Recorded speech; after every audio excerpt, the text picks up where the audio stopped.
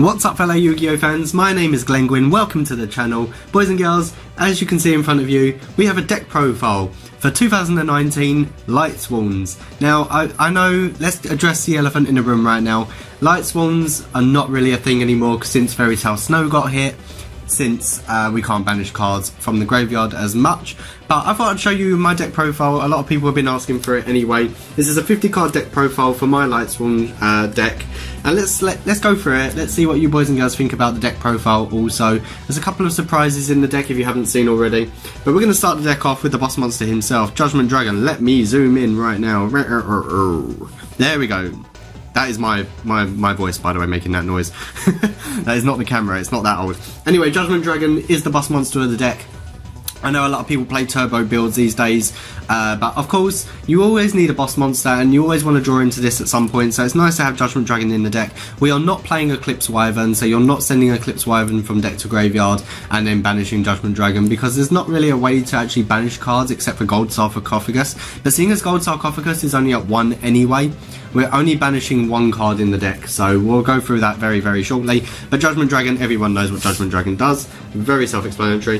Lightsworn names on field or graveyard does not matter. We're playing 2 Raiden, Hand of the Lightsworns. Let me move that just a little bit. He's a good tuner. And obviously at the end of every end phase, if this card is still on the field, obviously you send the top 2 cards from your deck to the graveyard. That is an end phase effect that goes off. His effect allows you to actually send the top 2 cards from your deck to the graveyard. If any of them are Lightsworn monsters, he gains 200 attack for each. Then we are playing Triple Lumina. I really like this card. Lumina is really good for unbricking your hand also, because you actually get a discard effect. And then you can target 1 level 4 or lower Lightsworn monster in your graveyard to special summon that target also. And once per turn during the end phase, this card actually makes you mill 3 cards. Apologies for that, by the way, boys and girls. There was only 2 Luminas, and Felice was hiding behind it for some reason. So we're playing 2 Felice in the deck. You don't want to brick too hard with Felice, obviously. It can only really be special summoned by a card effect if it's sent from the deck to the graveyard. Same with Wolf. So he can actually be special summoned off of Goblinberg, but obviously if you want to get a free special summon, obviously you can play cards like Foolish Burial to send him to grave, or you can use the effect of Curious, the Lightsworn Dominion, from sending him from deck to graveyard. He's an amazing extender for the deck.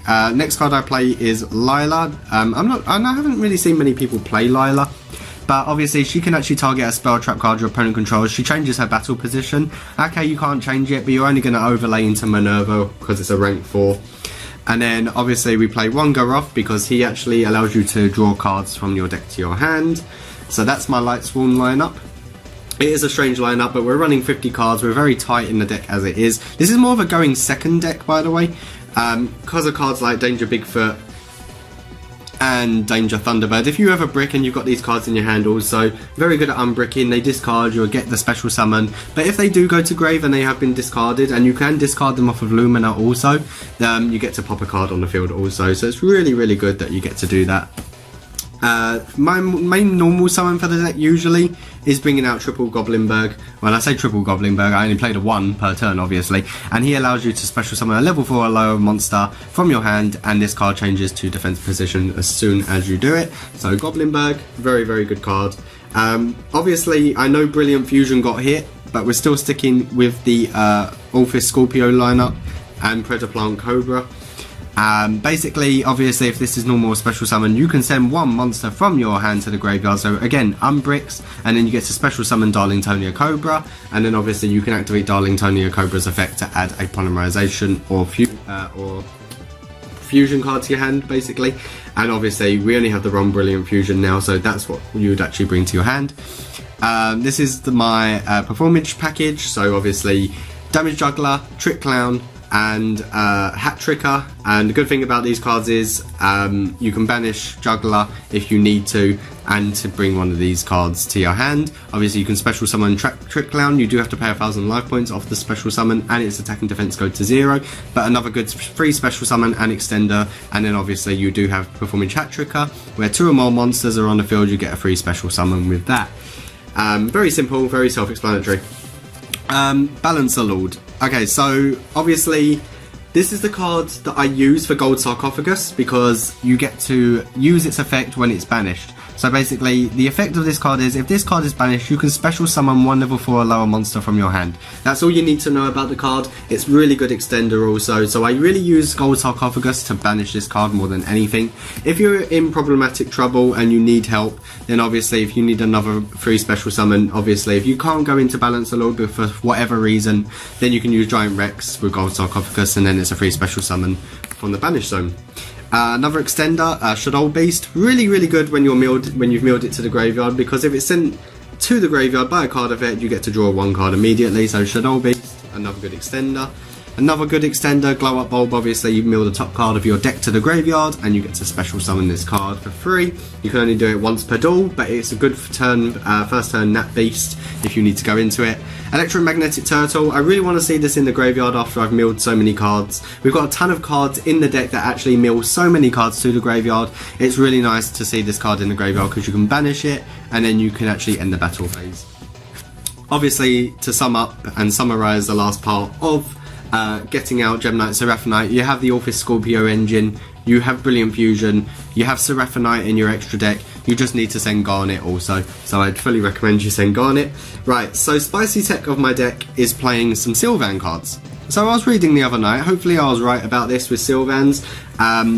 Basically, we don't want to see these in our hand. I know they're level 3s and level 2s, and you can use them as extenders also. But the good thing I've learned about these cards is, if this card is excavated from the top of the deck and sent to the graveyard by a card effect, you can target one monster on the field and destroy that target. That goes the same with Kamosh. I can't even say that word. Sylvan Kamashrumo. Okay, hopefully I've said that right. So the good thing about this card also, you've got Sylvan Martial Leaf, which actually targets a monster, and you've got this card which targets any heavy back row that your opponent has. So if they're excavated from the top of the deck to grave, their effects go off and you can pop monsters, which is why I've gone for going second with this deck. So that's my Spicy Tech. Now we go on to the spell cards. So I'm only playing 2 Solar Recharge. I see this card more than any other card. No matter how many times I have shuffled my deck, I always seem to go into Solar Recharge. You pay the cost to send a Lightsworn monster, draw 2 cards, and then send the top 2 cards from your deck to the graveyard. A really awesome card. Charge the Light Brigade at 3, send the top 3 cards from your deck to the graveyard, add 1 level 4 or lower Lightsworn monster from your deck to your hand. Obviously your opponent might Ash Blossom this, but it's not once per turn, so if you have multiple copies in your hand, your opponent's going to be in poo-poo street basically.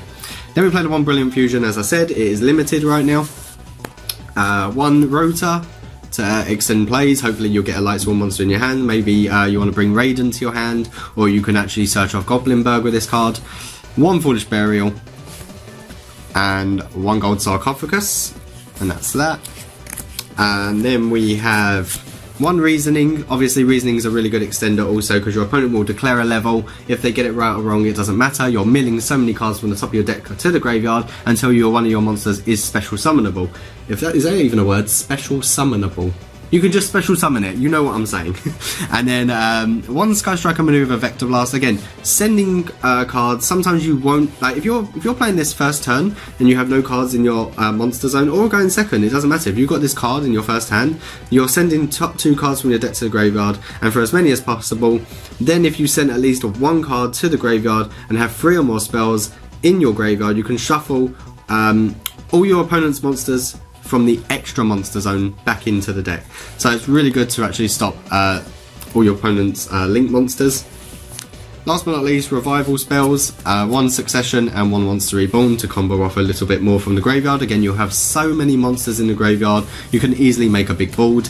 And then last but not least, 1 Imperial Order. And I know what you're thinking, you're going to say to me, Glengwin, why are you playing Imperial Order? Your deck is spell heavy. And the reason why we play this is because it's more for first turn combos. If you're forced to go first in this deck, and when your opponent finds out that you are going second for this deck, they'll want you to go first, meaning you get rid of this off of Nightmare Griffin, and then you get to set it at the end of the turn, pass turn, and your opponent will just lose, basically. So you got Nightmare Griffin, Nightmare Phoenix on the field, your opponent loses when you activate this, pretty much. Anyway, so that's that, and then we're going to go into the extra deck. We are playing double Minerva, the Exalted Lightsworn, probably one of the best cards I've ever used in the game. This deck is so fun. I will never grow out of playing Lightsworn monsters or Lightsworns as a deck. even if it's zombie swarms. Let's go into zombie swarm before we actually go into the extra deck, because I might go back into zombie swarms only because of zombie world. All your monsters become zombies in the graveyard, so you can actually banish them off of cards like Mizuki, Gozuki.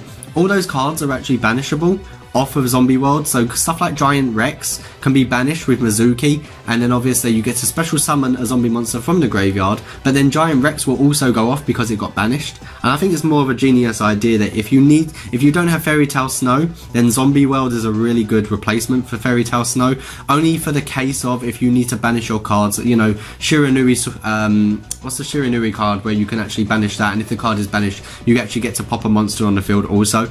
So let me know in the comment section what you think, if zombie swarms are a better idea, and there's more of an archetype and a good mix and synergy between Lightsworns and zombies, or would you rather see pure zombies? Anyway, going back into Minerva, the Exalted Lightsworn, her effect allows you to detach a material, and then it allows you to mill the top 3 cards from your deck to the graveyard, and for each card that you've milled, you actually get to draw a card for each Lightsworn monster that has been milled. So the maximum would be 3. If you was very lucky, and if you milled cards like Felice or Wolf, the Lightsworn, Wolf Lightsworn, I forget his name, the Lightsworn Beast I think his name is, obviously you get 3 special summons off of them. If she is destroyed by your opponent's battle or by card effect, she mills the top 3 cards again, and that means she destroys a monster or a card on the field for every Lightsworn monster sent to grave that turn. So that's, hopefully I've explained that well. The other Xyz monsters I play is Tornado Dragon and one Abyss Dweller. Abyss Dweller is a really good card still, because any effect that activates in your opponent's graveyard cannot be activated this time. Really good card, solid card against cards like decks like Sky Striker, decks like Thunder Dragons, anything that goes off in the graveyard, even against its own deck. Like if you're mirror matching against Lightsworns, then obviously, and they've got Abyss Dweller, then you're not going to go off. One Boreal Dragon for OTK. One Curious, the Lightsworn Dominion, obviously one of the best cards in the deck. One Nightmare Unicorn, these are all staple cards now. One Nightmare Griffin, one Nightmare Phoenix. Reprodocus, really good if you're changing its type to dinosaur, and then you get to bring out extra cards. One Underclock Taker for your Link monsters. It's all self-explanatory, I don't think I really need to go through this anymore. Fusion Monster, just a 1 Seraphonite, that's all you really need because of Brilliant Fusion. One Black Rose Dragon to clear the board. One Naturia Beast if you want to stop spell cards. And then one Michael the Arch Lightsworn to gain your life points back and refresh your whole deck by throwing all your Lightsworn monsters back into your deck. So boys and girls, if you have enjoyed this deck profile, please leave a like on this video.